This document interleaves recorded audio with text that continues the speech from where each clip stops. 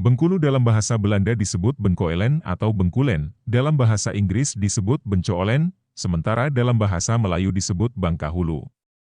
Ada banyak cerita tentang asal-usul dan nama Bengkulu. Ada yang menyebutkan bahwa nama Bengkulu berasal dari bahasa Melayu dan kata bang yang berarti pesisir, dan kulon yang berarti barat. Kemudian terjadi pergeseran pengucapan bang berubah menjadi beng dan kulon menjadi kulu. Sementara sumber lain menyatakan nama Bencoolen diperkirakan diambil dari sebuah nama bukit di Cullen, Skotlandia, BM of Cullen, atau variasia, Benculen. Penamaan ini kurang berdasar karena bukanlah tabiat bangsa Melayu untuk menamakan daerahnya dengan nama daerah yang tidak dikenal, apalagi asal nama itu dari Skotlandia yang jauh di sana. Sumber tradisional menyebutkan bahwa Bengkulu atau Bangkahulu berasal dan kata bangkai dan hulu yang maksudnya bangkai di hulu. Konon menurut cerita, dulu pernah terjadi perang antara kerajaan-kerajaan kecil yang ada di Bengkulu dan dari pertempuran itu banyak menimbulkan korban dari kedua belah pihak di hulu Sungai Bengkulu. Korban-korban perang inilah yang menjadi bangkai tak terkuburkan di hulu sungai tersebut, maka tersohorlah sebutan bangkai hulu yang lama-kelamaan berubah pengucapan menjadi Bangkahulu atau Bengkulu. Dari sekian banyak cerita tentang asal-usul nama Bengkulu, ada satu cerita yang lebih banyak dikenal di masyarakat Bengkulu, yaitu diambil dari kisah perang melawan orang Aceh yang datang hendak melamar Putri Gading Cempaka, yaitu anak Ratu Agung Sungai Serut. Akan tetapi lamaran tersebut ditolak sehingga menimbulkan perang. Anak dalam saudara kandung Putri Gading Cempaka yang menggantikan Ratu Agung sebagai Raja Sungai Serut berteriak, "Empang ka hulu," yang berarti hadang mereka dan jangan biarkan mereka menginjakkan kakinya ke tanah kita. Dari kata-kata tersebut maka lahirlah kata Bangkahulu atau Bengkulu, kampung Cina pada pertengahan abad ke-13 sampai dengan abad ke-16. Di daerah Bengkulu terdapat dua kerajaan, yaitu Kerajaan Sungai Serut dan Kerajaan Selebar. Pada tahun 1685 Inggris masuk ke Bengkulu yang dipimpin oleh Kapten J. Andiu dengan menggunakan 3 kapal yang bernama The Cesar, The Resolution dan The Defence dan menjajah Bengkulu selama kurang lebih 139 tahun, 1685-1824. Dalam masa ini ratusan prajurit Inggris meninggal karena kolera, malaria dan disenteri. Kehidupan di Bengkulu sangat susah bagi orang Inggris. Saat itu perjalanan pelayaran dari Inggris ke Bengkulu memakan waktu 8 bulan. Terjadi juga pertempuran dengan penduduk setempat. Pada tahun 1714, 1719 Inggris mendirikan benteng Marlborough di bawah pimpinan wakil gubernur England East Company, EC, yaitu Joseph Collet. Namun karena kesombongan dan keangkuhan Joseph Collet, begitu benteng Marlborough selesai dibangun pada tahun 1719, rakyat Bengkulu di bawah pimpinan Pangeran Jenggalu menyerang pasukan Inggris di ujung karang dan benteng Marlborough berhasil mereka kuasai serta Inggris dipaksa meninggalkan Bengkulu. Peristiwa heroik ini sampai sekarang diperingati sebagai hari jadi kota Bengkulu.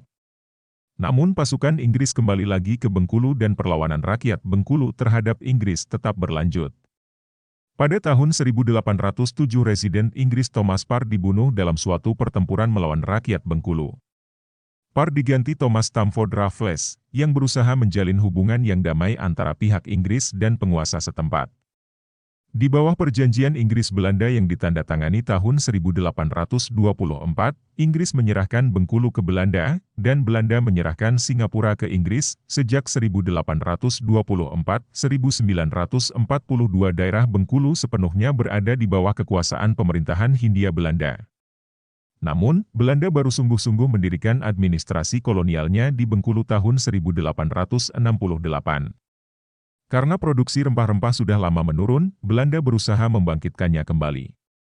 Ekonomi Bengkulu membaik dan kota Bengkulu berkembang.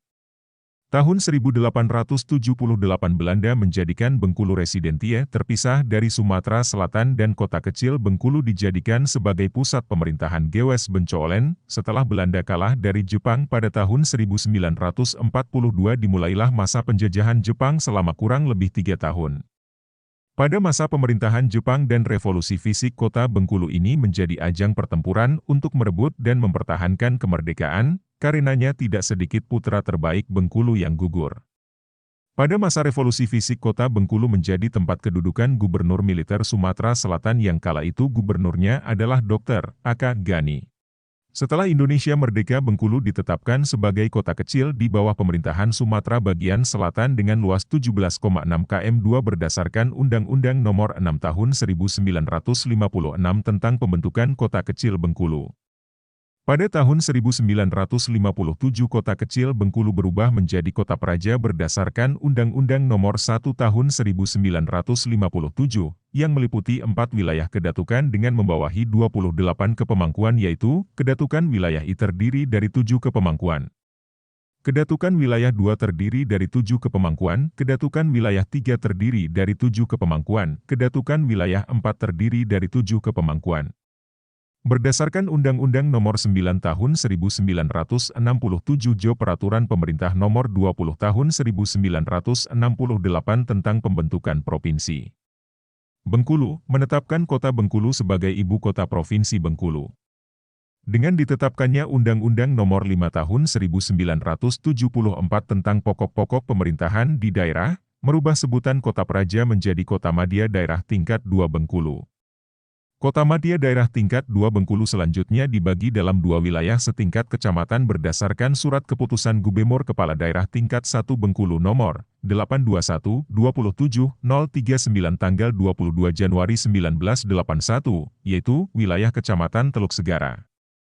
Wilayah Kecamatan Gading Cempaka dengan ditetapkannya Surat Keputusan Wali Kota Madya Kepala Daerah Tingkat 2 Bengkulu Nomor 440/1981 dan Nomor 444/1981 dan dikuatkan dengan Surat Keputusan Gubernur Kepala Daerah Tingkat 1 Bengkulu Nomor 141/1982 tanggal 1 Oktober 1982, menghapus wilayah kedatukan dan kepemangkuan menjadi kelurahan.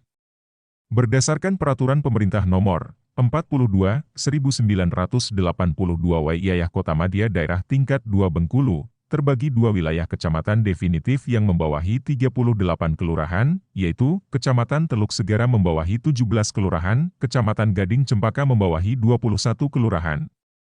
Pada tahun 1986 berdasarkan Peraturan Pemerintah Nomor 46/1986 tentang perubahan batas dan perluasan wilayah Kota Madya Dati 2 Bengkulu, luas wilayah Kota Madya Bengkulu berubah dan 17,6 km² menjadi 144,52 km² dan terdiri dan 4 wilayah kecamatan, 38 kelurahan serta 17 desa, yaitu Kecamatan Teluk Segara membawahi 17 kelurahan dan 4 desa, Kecamatan Gading Cempaka membawahi 21 kelurahan dan 2 desa, Kecamatan Selebar membawahi 6 desa, Kecamatan Muara Bangka Hulu membawahi 5 desa.